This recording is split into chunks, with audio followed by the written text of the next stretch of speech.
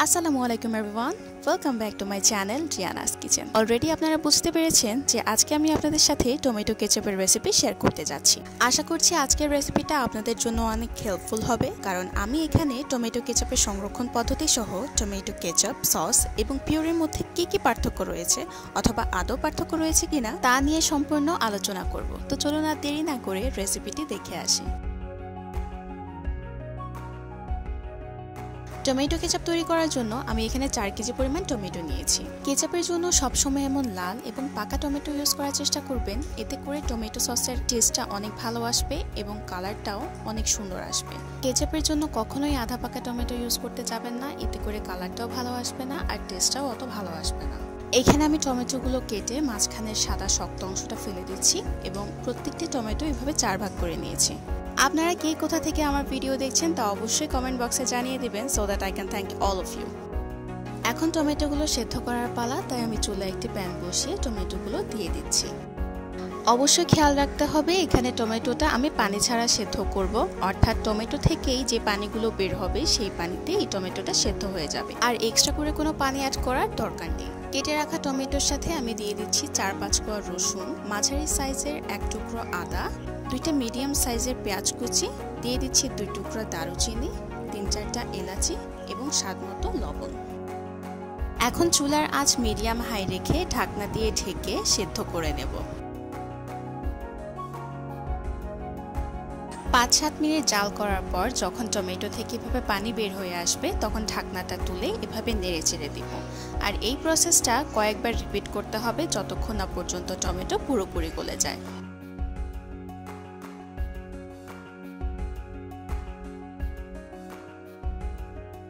এই তো দেখা যাচ্ছে টমেটো পুরোপুরি গলে গেছে, আর এই টমেটোটা সেদ্ধ করতে আমার মোট 20 মিনিট সময় লেগেছে। দেখা যাচ্ছে টমেটো পুরোপুরি সেদ্ধ হয়ে গেছে। এখন ফ্যানের নিচে রেখে এগুলোকে সম্পূর্ণ ঠান্ডা করে নিব এবং ব্লেন্ডারে ব্লেন্ড করে নিব।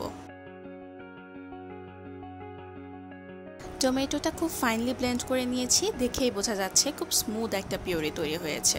ব্লেন্ড করার পর যে স্মুথ পেস্টটা তৈরি হয়েছে এটাই আমাদের টমেটো পিউরি। আপনি চাইলে এটা ডিপ ফ্রিজে সংরক্ষণ করে রাখতে পারেন, যখন আপনার টমেটো কেচাপ বা সস তৈরি করার ইচ্ছা হবে ফ্রিজ থেকে বের করে ইউজ করতে পারবেন। তবে যেহেতু টমেটোতে বিচি এবং এর ছিলকা রয়ে গেছে, তাই কোনো লাম্পস যেন না থাকে আমি ছাঁকনি দিয়ে ছেঁকে নিচ্ছি। আপনি চাইলে ছাঁকনি দিয়ে ছেঁকে একেবারে মিহি যে পেস্টটা হবে সেটাকে পিউরি হিসেবে সংরক্ষণ করে রাখতে পারেন। ছেঁকে নেওয়া হয়ে গেছে, আর এই তো আমাদের স্মুথ টমেটো পিউরি একেবারেই রেডি। এখন আমরা এই স্মুথ পিউরিটাকে টমেটো কেচাপ অথবা সস তৈরির ক্ষেত্রে ব্যবহার করব। কেচাপ তৈরি করার জন্য আমি চুলায় অলরেডি একটি প্যান বসিয়ে দিয়েছি এবং এতে আমাদের টমেটো পিউরিগুলো দিয়ে দিচ্ছি। এখন দিয়ে দিব 1 কাপ পরিমাণ চিনি। আপনার যদি টমেটো কেচাপে মিষ্টি বেশি পছন্দ হয় তবে আপনি এই ক্ষেত্রে 1.5 কাপ পর্যন্ত ইউজ করতে পারেন, তবে এর চেয়ে বেশি ইউজ করলে টেস্টটা নষ্ট হয়ে যাবে। চিনিটা ভালোভাবে নেড়ে চেড়ে টমেটো পিউরির সাথে মিশিয়ে নিয়েছি, আর এখন আমাদের বাকি মশলাগুলো দিয়ে দেওয়ার পালা। প্রথমে আমি এখানে দিয়ে দিচ্ছি 1/2 চা চামচ পরিমাণ লবণ। যেহেতু টমেটো সেদ্ধর সময় আমরা লবণ ইউজ করেছি, তাই এই ক্ষেত্রে লবণ ইউজ করতে একটু বুঝে শুনে দিতে হবে। দিয়ে দিচ্ছি 1 চা চামচ পরিমাণ লাল মরিচের গুঁড়ো। আপনার লাল মরিচের গুঁড়োটা যত বেশি লাল হবে আপনার টমেটো কেচাপের কালারটাও তত লাল হবে। কেচাপ তৈরির পুরো সময় জুড়ে চুলার টেম্পারেচার থাকবে একেবারেই লো এবং অনবরত নেড়ে চেড়ে কেচাপটা রান্না করে নিতে হবে, না হলে প্যানে টমেটোর মিক্সচারটা লেগে যাবে। এখন আমরা চলে এসেছি মেইন টপিকে।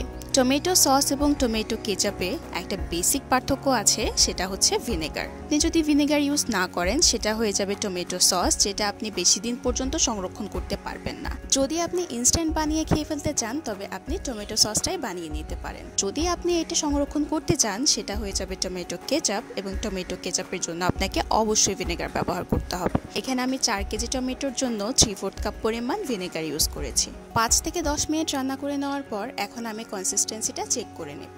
যদি দেখা যায় কেচাপটা এভাবে গড়িয়ে পড়ে যাচ্ছে তাহলে বোঝা যাবে এটা এখনো রেডি না। এই ক্ষেত্রে কেচাপটা আরো কিছুক্ষণ জাল করে ঘন করে নিতে হবে। এখন আমি ছোট একটা বাটিতে 2 টেবিল চামচ পরিমাণ পানি এবং 2 টেবিল চামচ কর্নফ্লাওয়ার মিক্স করে টমেটো কেচাপে দিয়ে দিচ্ছি। টমেটো কেচাপ তৈরি করার সময় অবশ্যই আপনাকে কর্নফ্লাওয়ারের মিক্সচারটা ব্যবহার করতে হবে। এতে করে আপনি যদি টমেটো কেচাপটা ফ্রিজে সংরক্ষণ করেন উপরে কোনো এক্সট্রা পানির লেয়ার জমা হবে না এবং কেচাপের কনসিস্টেন্সিটাও ঠিক থাকবে। কর্নফ্লাওয়ারের মিক্সচার দেওয়ার পর আরও 4-5 মিনিট রান্না করে নিয়েছি। এখন আমি আবারও কনসিস্টেন্সিটা চেক করে নিব। দেখা যাচ্ছে কেচাপটা কিন্তু আগের মতো গড়িয়ে পড়ছে না, অর্থাৎ এর ঘনত্বটা একেবারেই পারফেক্ট।